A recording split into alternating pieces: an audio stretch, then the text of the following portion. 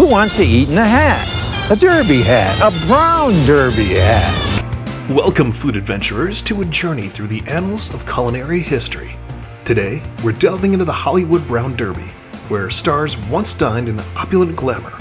Picture this: Tinseltown's elite hobnobbing over the legendary Cobb salad and indulging the iconic grapefruit cake. But hold your forks, dear viewers, as we invite you to join us on a quest to discern if this citrus sensation really lives up to its lofty reputation.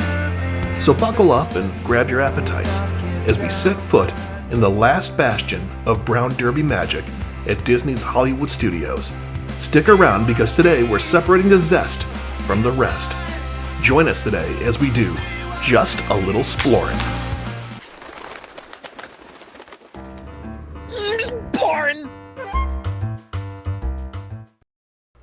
Get ready to step back into the glamour of the original Hollywood Brown Derby and picture the roaring 20s when LA was the epicenter of glitz and glam. Enter Robert H. Cobb, a man with enough Hollywood connections to make TMZ blush. For over 4 decades, the Derby was the spot to see and be seen. Place where the movers and shakers of show business met every day for lunch. Celebs swapped scandalous stories over Cobb salad and grapefruit cake, all while surrounded by characters of Hollywood's finest adorning the walls. Above those private booths were pictures, caricatures of the stars who ate there. And as the story goes, the Derby's maitre d' was fond of the Hollywood gossip columns. He knew everything and anything about his celebrity clientele. But let's cut to the chase. What makes the Derby stand out? Besides its iconic hat-shaped exterior, because who doesn't love a good fashion statement? It was a hotspot for the bold and for the beautiful. Each bite was a taste of old Hollywood glamour, a reminder of the town's deliciously scandalous past. Now let's raise a toast to the fallen stars of old Hollywood. Here's to you. The original Brown Derby locations bid their final farewell in the 80s, leaving behind a legacy of glitz and gastronomy. At its peak, there were multiple locations scattered across Tinseltown, each one a hub of celebrity gossip and culinary delight.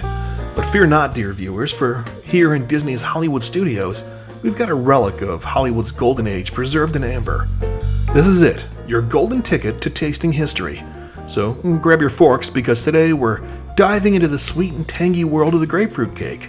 Will it live up to the hype, or will it flop faster than a celebrity caught in a hot mic blunder? I screwed up.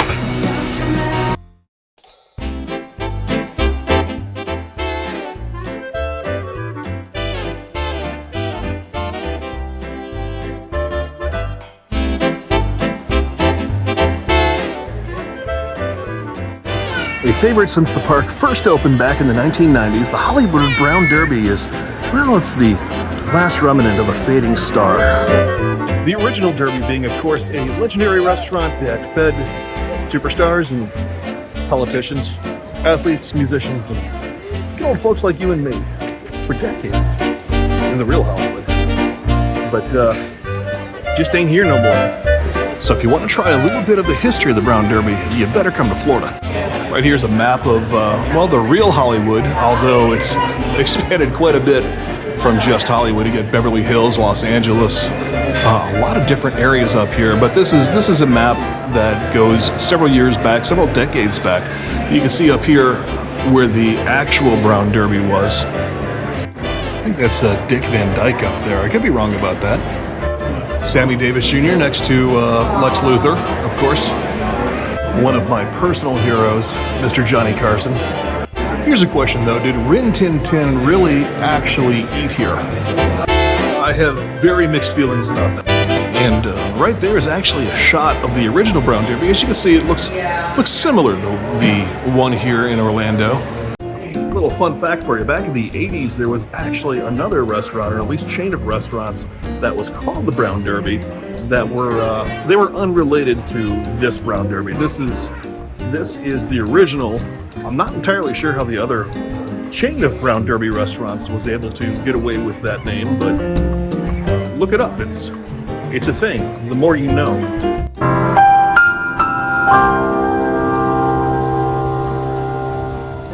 This is interesting. I didn't catch this before, but there's actually a second marker for another Brown Derby over here by the Ambassador Hotel. That was in actual Los Angeles rather than the Hollywood area. Also, you see up here, Hollywood Cemetery. Is Hollywood Cemetery, Adam, you spent some time out there. Is that now Hollywood Forever Cemetery, or is that okay. Yeah, Hollywood Forever is here. Paramount Pictures is right here. All the same properties.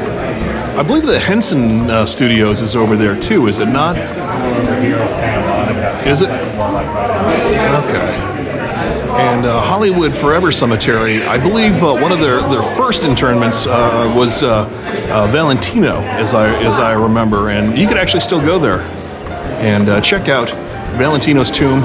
Sometimes you'll find some roses on there from the Lady in Black.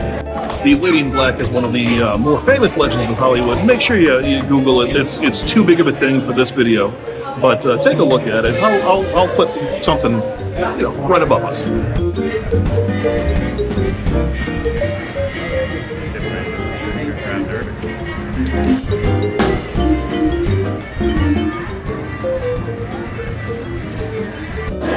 Doesn't matter how many times I eat here, I am always blown away by the atmosphere. Now, Adam here is the one that suggested that we do the Brown Derby. You've been here, what, about a half dozen times over the years? 5 or 6 times. And I believe you said this trip, you will be enjoying one of their more famous dishes. What are you going with? I think every time I've been here, I've always gotten the Cobb salad. I'm going to get that again. Now, in previous times, I get the Cobb salad and like 9 other things. Tonight, I'm only going to have the Cobb salad and the Brussels sprouts. And that's all part of the Fit by 50. Yeah, we'll see what happens. But I'm trying to do that. I got 200 days. From right now, 200 days. So Is today like 200 on the dot? 200 on the dot. You heard it here first, folks. Well, probably not Actually, first. Second. Yeah, the second place is mentioned. You heard it here second, folks. Admiral. Absolutely. And on that note, I'm also going to go with one of the Brown Derby originals. This is the grapefruit cake I'm going to try. This was probably their second most famous dish here at the Brown Derby. So between the two of us, you're going to get a review of both the Cobb salad and the grapefruit cake. And I think I'm going to do a kid's meal with that because I'm just full of kid glee. Bread service has just arrived. Over here you can see the butter is sprinkled with some Hawaiian pink sea salt, which is supposed to be extremely healthy, which I'm sure will cancel out all of the calories of the butter itself. As you can see, the crowd is pretty thick in here, but it's not as loud or crazy as Adam just pointed out, as a lot of the restaurants you would go to here. It's just a chill atmosphere. All right, going with the Virgin Bloody Mary. As I've said ad nauseum, I do not drink, but I was hoping to get a V8. They don't have a V8. This is the closest I can come. As you can see, at least I've got 4 vegetables that are accounted for here. So it's a V4 plus this Tabasco, which I believe brings it up to a V5. So listen.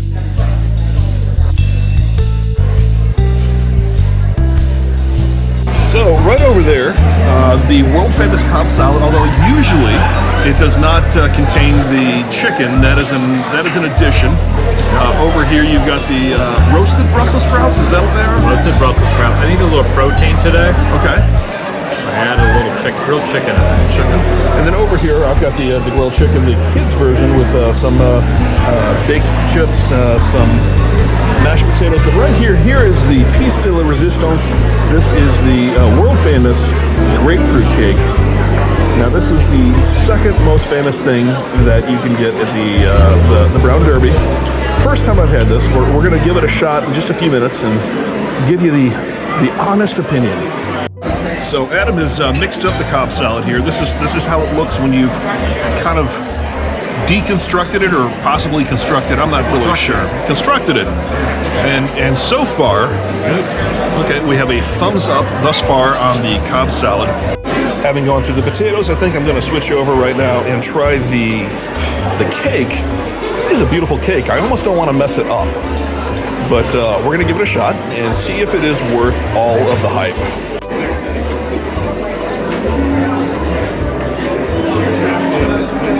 Very soft.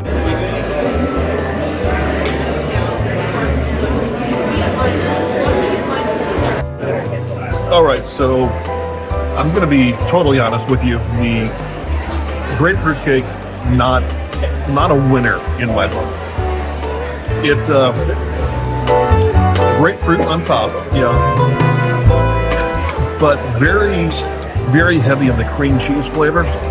So grapefruit cream cheese. Now, don't get me wrong, it's supposed to have vanilla and the vanilla sponge cake, and it does. But I would say even from the look of things, we're probably at a ratio of 2/3 cream cheese to 1/3 sponge cake and grapefruit. So it's not going to be a win in my book. I don't like it, sir. So I think I'm going to give up, having taken a couple of tastes of this, just to make sure it just wasn't going to be my thing. Adam, I believe you had a somewhat at least similar reaction. You liked it more than I did. I liked it at first, and then I didn't like the aftertaste. Yeah. No. I don't think I'd ever order that. No. What would you say is the difference between the beginning of the bite and the back end of Very it? cream cheese cakey at first, and then the grapefruit flavor kicks in. Yeah. Very bitter, very bitter. It goes from really sweet and tasty to like really bitter.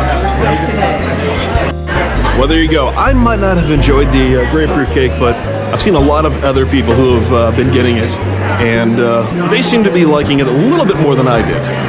And it certainly wouldn't be the first time that my opinion was different than the rest of America. So, if you want to try it, give it a shot. Very cream cheesy, very bitter at the end, but the rest of the food, I don't know what that means, but I see people do that. Yeah. And that is just about going to do it for us. Hey, reach down below, hit that subscribe button. We do travel vlogs from across the country, but right now we are focused on Orlando, obviously. Reach down below. We'll see you next time as we do just a little Splorin.